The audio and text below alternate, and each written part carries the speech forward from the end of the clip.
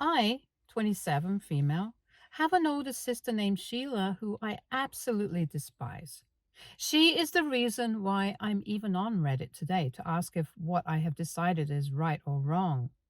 You see, Sheila is the eldest in my family, and she was not a planned baby, and our parents had her when they were still in college.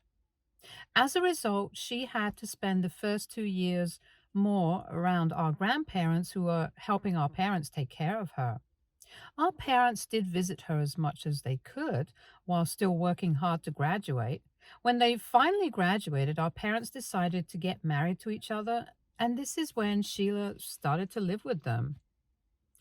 I guess this is why she is extremely clingy and wants attention from them all the time. However, Sheila spent 3 years being the center of our parents' world until my mother got pregnant with me.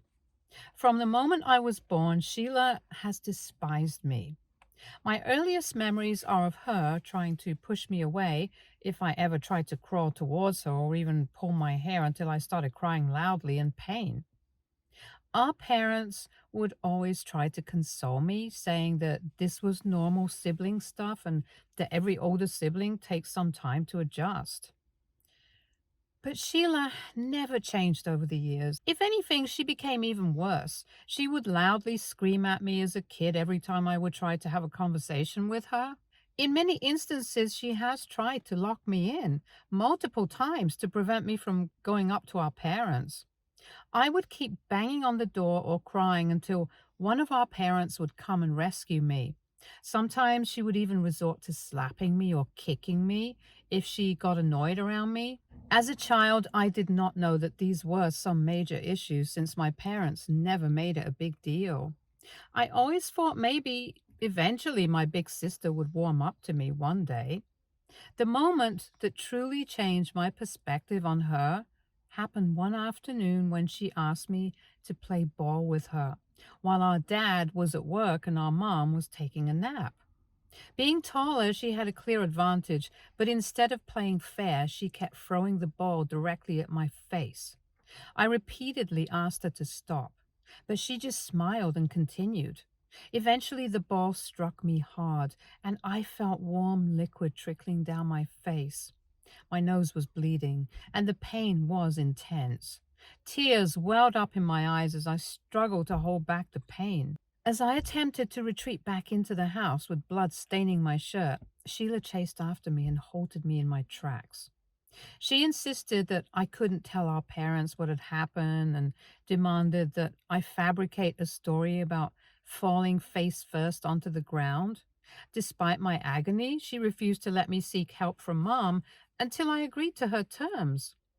I did lie to our parents, but thankfully, Dad had CCTV installed everywhere around the house and he checked the footage. Our parents were shocked to see how Sheila had repeatedly hit me with the ball. While Dad yelled at her, Mom tried to protect her, saying how perhaps this was a one time thing, and gently tried to talk to Sheila to find out why she would ever do this to me. Sheila looked pissed that they had found out the truth and glared at me angrily throughout their questioning. She maintained her innocence, and my parents let it go, hoping that she would change.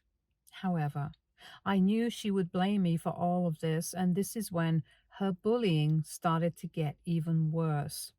She would intentionally try to slam the car door on my fingers whenever she could get a chance, or shove me into the school hallway when she was sure there were no teachers around.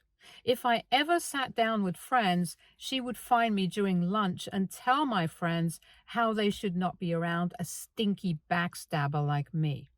She would try to even steal my lunch box or my lunch money so I would have nothing to eat that day. Despite my attempts to confide in my mother, who tried to address Sheila's behavior through gentle parenting, it proved futile and her bullying persisted.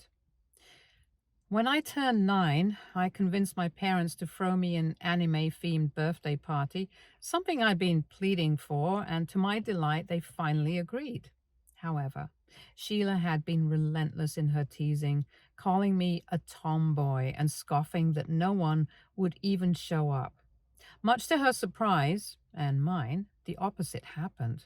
As I invited my classmates, word spread among those boys and girls who shared my interest in anime, and they eagerly accepted the invitation. When the day of the party arrived, each guest arrived at my party dressed as their favorite anime character. It was a resounding success, and my parents, who had often seen me as reserved and shy due to Sheila's bullying, were amazed to witness how confident and well liked I was among my peers.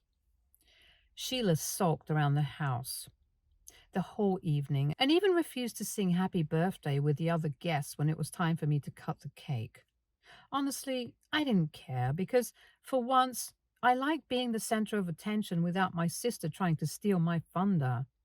Slowly and slowly, as I started to grow up, I felt more confident in my own skin, and I learned to stand up against Sheila and her relentless bullying.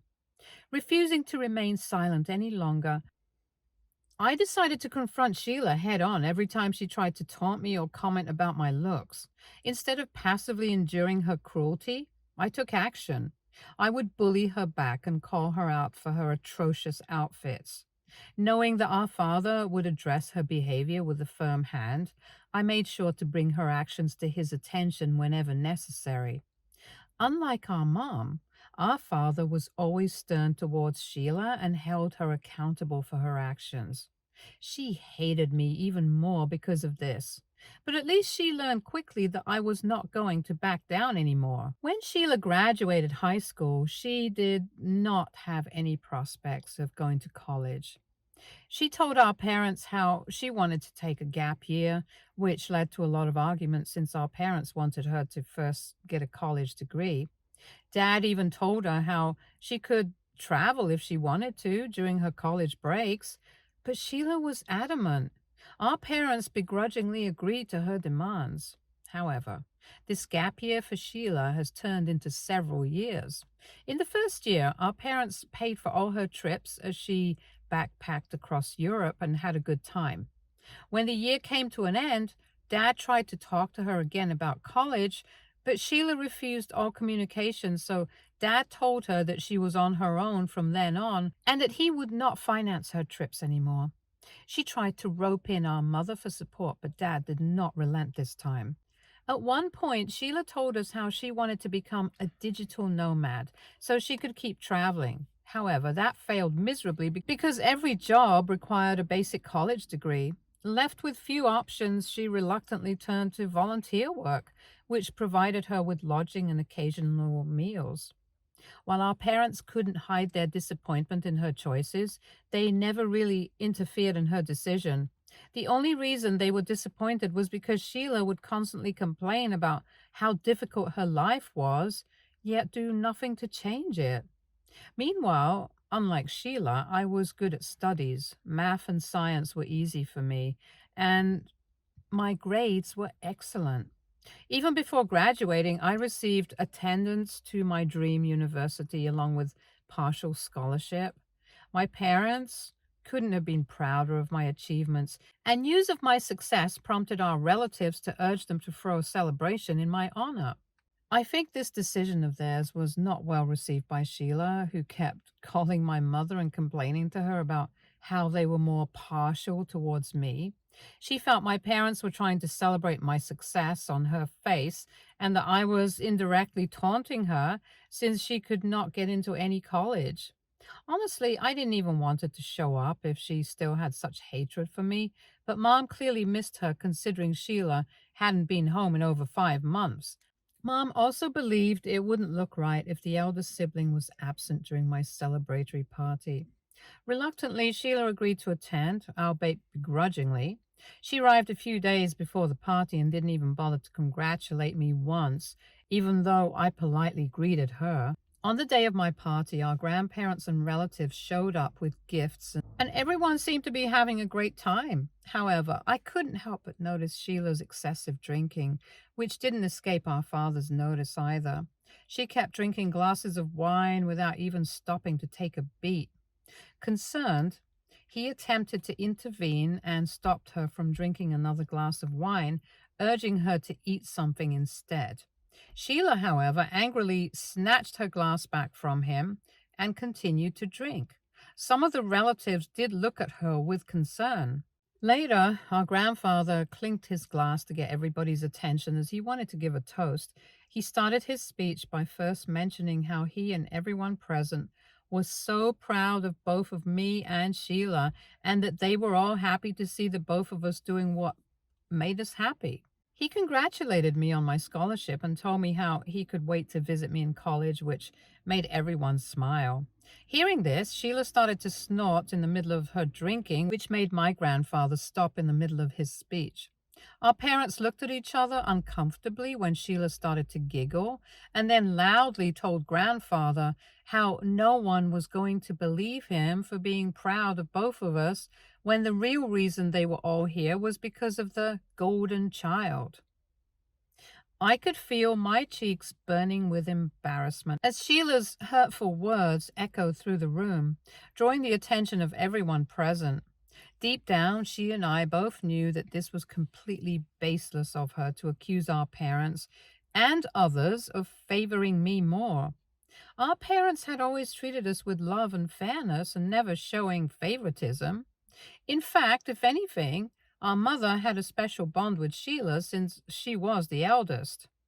We were always allowed to make our own life decisions. She had chosen to not go to college all on her own, and just because I had worked hard to get accepted with a scholarship, she was now trying to tear me down.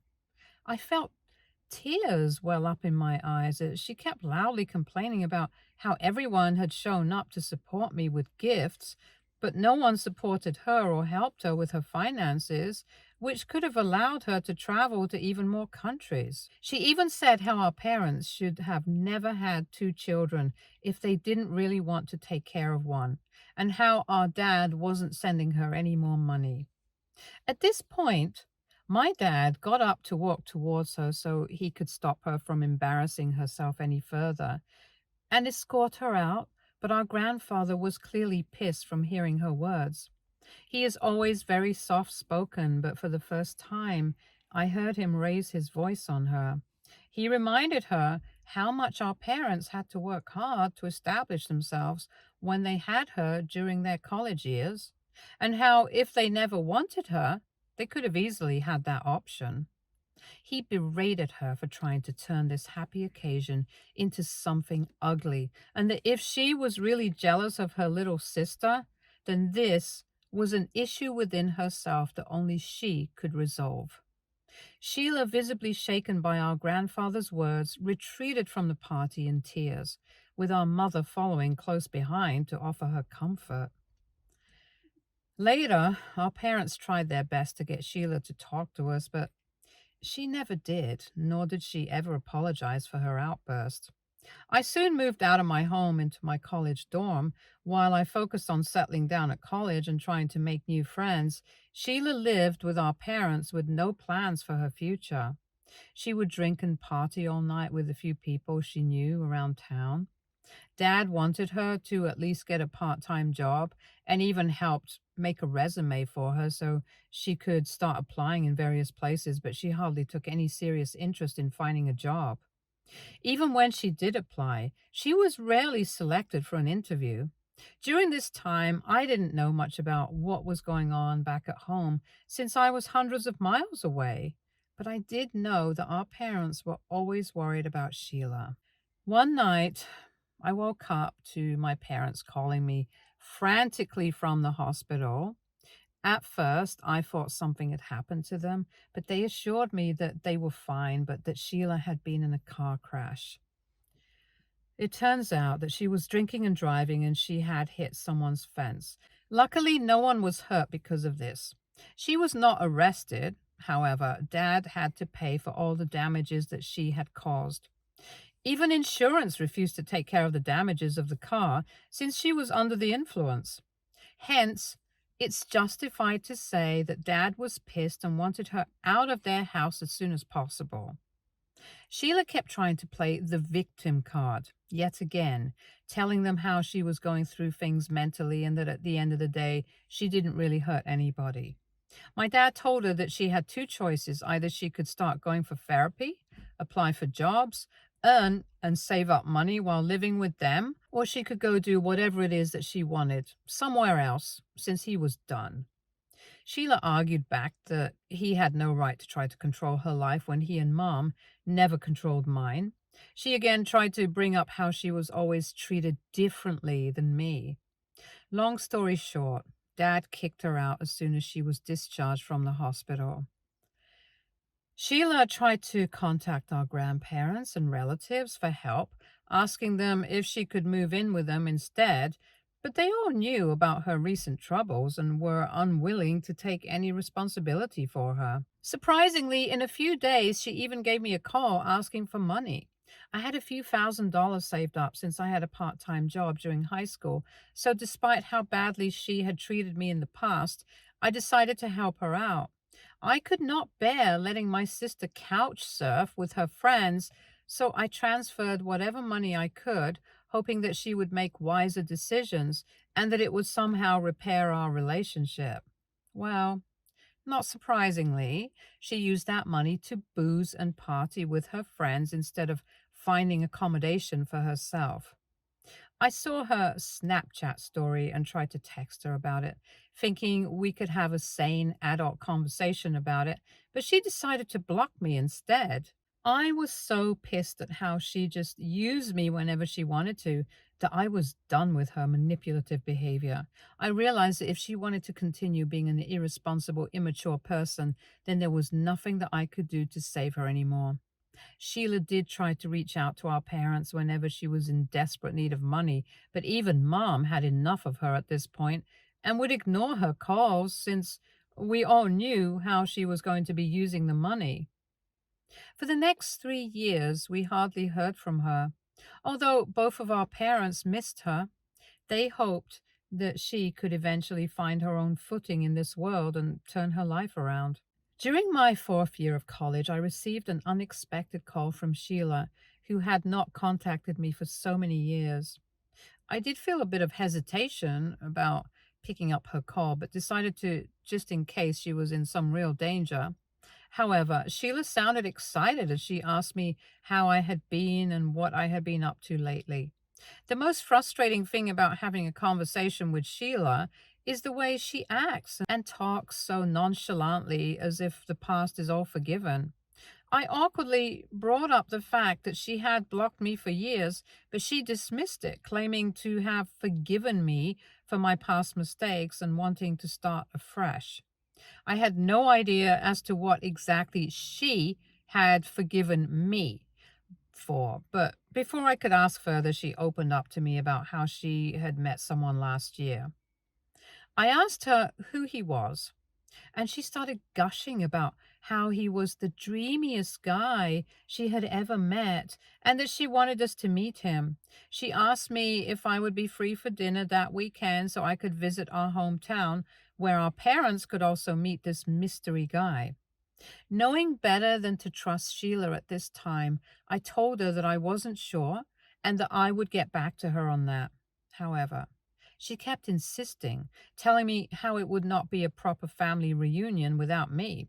She also had a conversation with our parents, who were surprised by how happy and excited she sounded. It's safe to say we were all curious to meet her after so many years. So, after talking to our parents, I decided to take an overnight bus back to my hometown that Friday night so I could attend lunch with Sheila. On the day we had lunch, Sheila introduced her new man, Jack, to all of us. They looked healthy and happy. Sheila told us how she had a job in a marketing firm which paid her quite well. This is where she met Jack. Their chemistry was evident, and I couldn't help but feel genuinely happy for my sister. However, things took an unexpected turn when Jack began praising Sheila's intelligence, mentioning how lucky he was to have met such an accomplished woman like her, since she was a Berkeley graduate. while he had never got the chance to study at such a prestigious college. He continued to tell how Sheila would tell him all the time about her college life back in Berkeley and the type of peers she had been surrounded with during her 4 years. He also told us how he hoped that one day, if they ever got married and had kids, he would want their kids to turn out like Sheila. We looked at him and smiled awkwardly, as we were all clearly confused as to why he would think Sheila had graduated from Berkeley when she didn't even have a college degree to begin with. Sheila avoided making any eye contact with us after that and swiftly changed the conversation to something else. The rest of lunch continued without any incident. After our lunch, Sheila hurriedly left with Jack, not even bothering to hug us goodbye. It was clear to both our parents and me that something wasn't right, and Sheila had clearly lied to Jack about her education. Later, she called us, begging us not to tell Jack the truth. However, Dad wasn't satisfied with her explanation and pressed her for more details. This is how Dad found out that Sheila had forged college documents so she could apply for jobs. We were all understandably outraged by the severity of her deception. She also confessed to Dad that she had failed to mention other significant details about her life to Jack, such as the car accident that had occurred and the daily drinking habits that she previously had because she didn't want him to know that side about her. While we emphasized with her reluctance to disclose her past, we couldn't shake off the concern that she had fabricated an entire college degree and might continue to deceive Jack for the rest of her life. Even though both Mom and Dad told her that what she was doing was extremely wrong and that if she really loved Jack, then she should at least tell him the truth as he had every right to know, Sheila refused, telling us not to interfere in her relationship. She was adamant that she could handle it in the future if Jack ever found out the truth, and kept telling how it was impossible for him to ever find out anyway. I did not want any part of her drama, so I kept my mouth shut and let my parents deal with this. It was just 3 months later when Sheila called to inform me that she and Jack had gotten engaged. I asked her if she thought they were moving a bit too fast, and since it had just been a year since they had gotten into a relationship, but Sheila laughed at me. She told me that I would not know anything about engagement or marriage since I had not met the right guy yet, as she had. This was true, so I congratulated her on her happiness while she told me how she wanted to have an intimate wedding with a few guests, and she had a few plans about how her wedding should look. She continued to tell me how, as her sister, she expected me to take charge of planning her wedding since she did not want to be stressed out. I inquired if this meant she wanted me to be her maid of honor, but Sheila informed me that she had already asked her coworkers to fill those roles. I asked her, what about bridesmaids? But she told me that those roles were also filled up. She continued to say how being her wedding planner was the most important role in her wedding anyway, and that she and I could start planning immediately. I was a bit disappointed that she wasn't even including me in the wedding. Instead, she expected me to take up planning her entire wedding, which was something I never even asked for in the first place. I assured her that her coworkers, who knew her well and spent more time with her, would be better suited to help with the planning instead of me. Sheila argued back that her coworkers were all working women with their own families and that they could not spend their free time doing this. She told me that because I was still a college student and apparently wasn't as busy as them, I should be grateful that she was assigning me this responsibility. Her reasoning made me laugh because it reminded me of how manipulative she could be when she wanted something. I simply refused and told her that this was my last year in college and I had quite a lot of things on my plate already, so she should ask someone else to be in charge of her wedding planning. This must have pissed her off because she started to say how she expected me to contribute to her wedding by doing this since I was her family. I replied back that I had no problem helping here and there. but that I could not possibly take on such a heavy task with all the things I had to manage as a college student. My refusal to help her has since become a huge issue, as she has immediately reached out to our parents, trying to urge them to pressure me into agreeing to take care of her wedding planning. She says that as the bride, it is humiliating for her to do these tasks when other brides can depend on their family.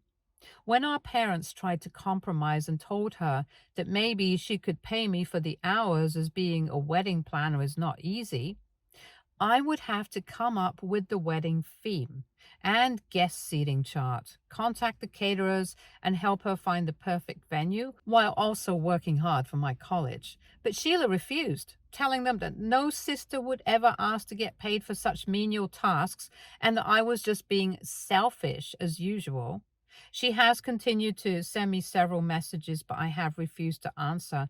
And my parents are also choosing to stay out of it now because they do agree with my decision. So, Reddit, am I right in not agreeing to her demands?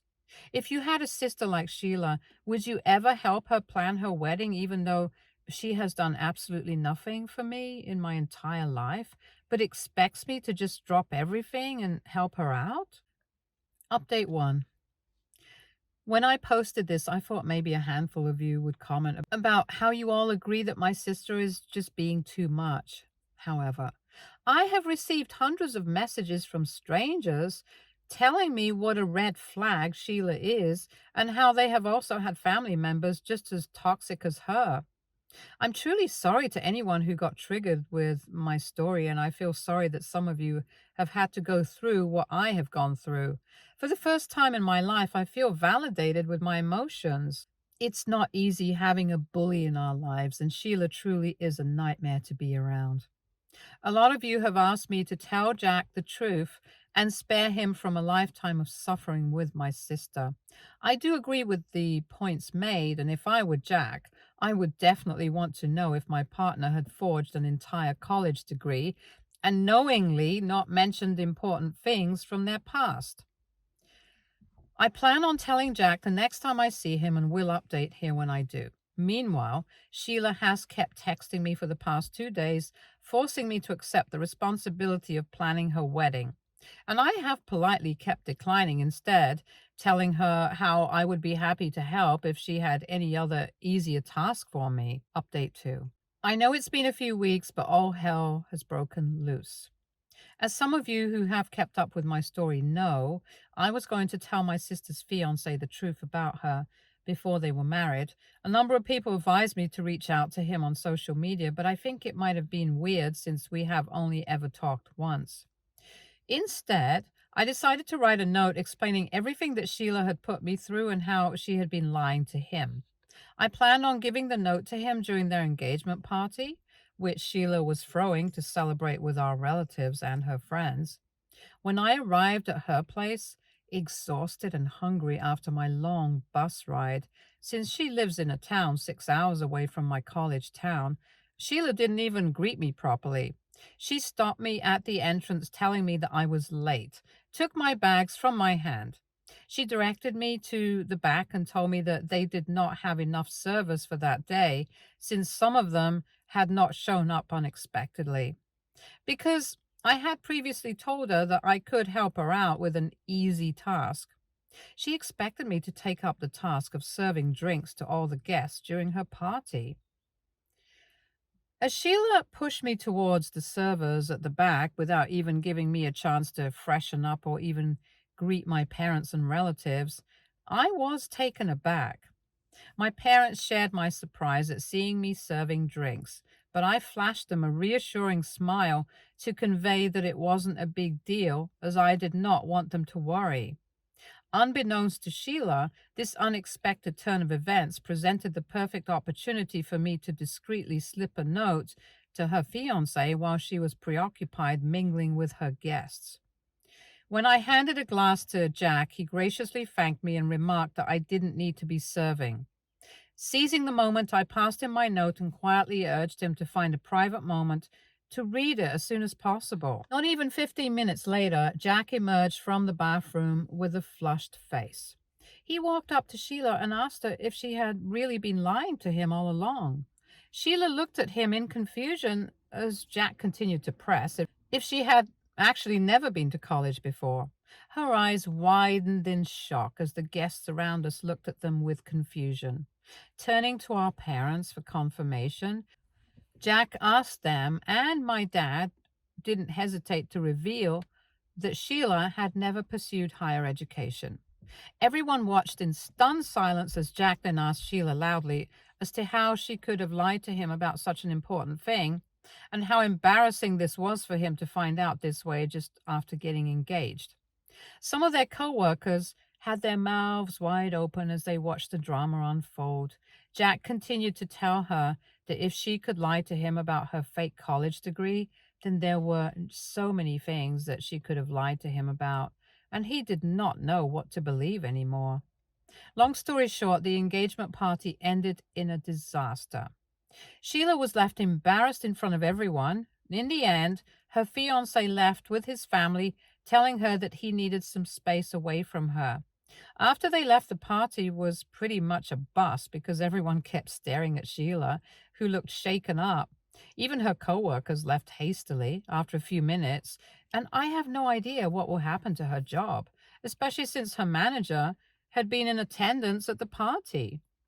Sheila does suspect that one of our relatives, perhaps a cousin or me, may have revealed the truth to Jack, but she lacks any evidence. In the note I passed to Jack, I had urged him not to disclose that I had informed him of the truth, and I am grateful that he never implicated me. My parents have told Sheila that this is all her fault since they wanted her to be upfront with her partner from the very beginning, but she had chosen to not do it. I will update next if she and Jack still decide to get married after this or not. Update 3. Well, as some of you predicted, Jack has called off the wedding. He even asked Sheila to give him back the engagement ring since it belonged to his mother and was a family heirloom. He has also asked her to move out of their house and refuses to communicate with her any further. He has still not told her anything about how he found out the truth about her.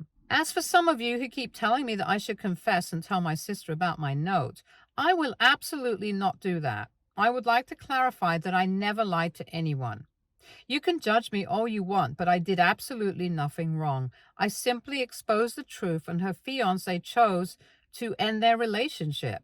If I confess now, she's going to redirect all the anger and resentment she's feeling towards me, and I'm not going to invite more drama and bullying into my life.